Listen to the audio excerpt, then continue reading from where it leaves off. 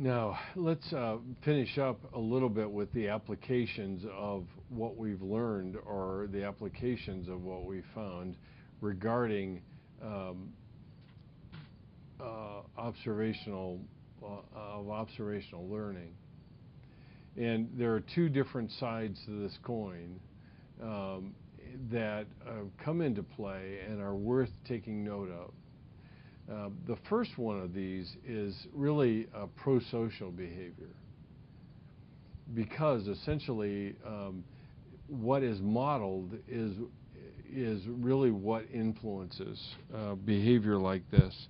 And so we see people who have extremely powerful influence in prosocial behavior, and increasingly that some of the debate about even people who we refer to as heroes.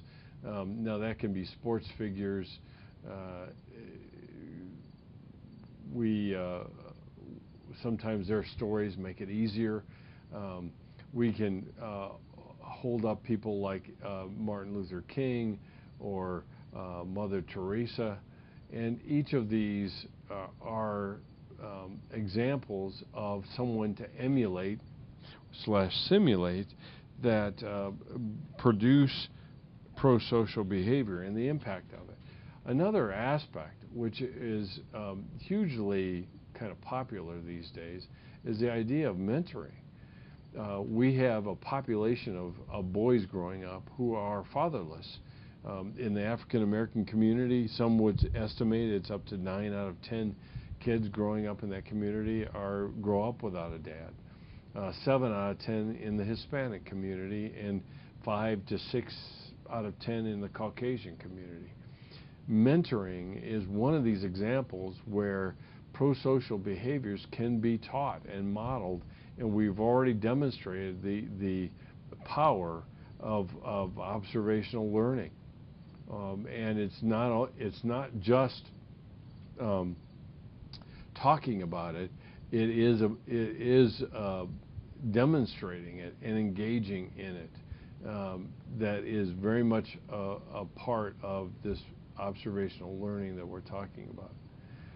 The other aspect is antisocial behavior, and what you see pictured up above is a good example of that. Now, I'm not going to make broad generalizations about it, but at the same time, it has to be taken into account. For example, the first-person video games. These have had a huge impact. In extreme cases, not all, but in extreme cases, it impacts more violent behavior. And they can't be denied the correlations that exist between the involvement in these kind of video games and violent behavior in real life. And that's proven on a regular basis in research that these are correlated. Now remember, let's just review for a minute. Correlation does not equal causation. So just because there's a relationship doesn't mean that one causes the other, but it has to be taken into account when we're talking about antisocial behavior. We see a regular basis on which it shows, and one of the aspects of this, which I'll underline, it's not necessarily in your book, is the increasing level, and I'll just write it out here, increasing level of the loss of empathy for human suffering. The more someone engages in some of these video games, which have carnage in them, I think a case can be made for a increase in insensitivity because of the interaction in the video world with shooting and killing people. And again, it's causation. It's correlation, not causation, but when you add together somebody who comes from a dysfunctional home that has a lot of violence in it, or